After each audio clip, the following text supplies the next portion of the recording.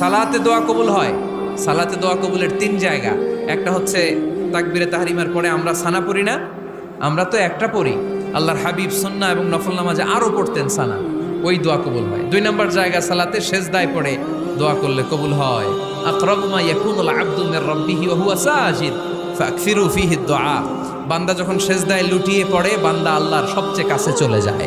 কিন্তু বিশ্বনবী বলে, সেজদাটা তোমার রবের কুদরতি পায়ের উপরে পড়েছে। সেজদায় পড়ে দোয়া করেন। সালাম ফিরানোর আগে বিশ্বনবী দোয়া করতেন, লা ইউসাল্লিমান্না আহাদুকুম হাত্তা ইয়াতাআওয়াযা মিন আরবা'a। আল্লাহর হাবিব বললেন, 4 জিনিস থেকে পানাহানা আছে, আমার কোন উম্মত যেন সালাম না ফিরায়। তারা যেন পড়ে, আল্লাহুম্মা ইন্নী আউযু বিকা মিন আযাবিল কবর, আউযু বিকা মিন আযাবি জাহান্নাম, আউযু বিকা মিন ফিতনাতিল মাহইয়া ওয়াল মামাত, আউযু বিকা মিন ফিতনাতিল মাসিহিদ দাজ্জাল।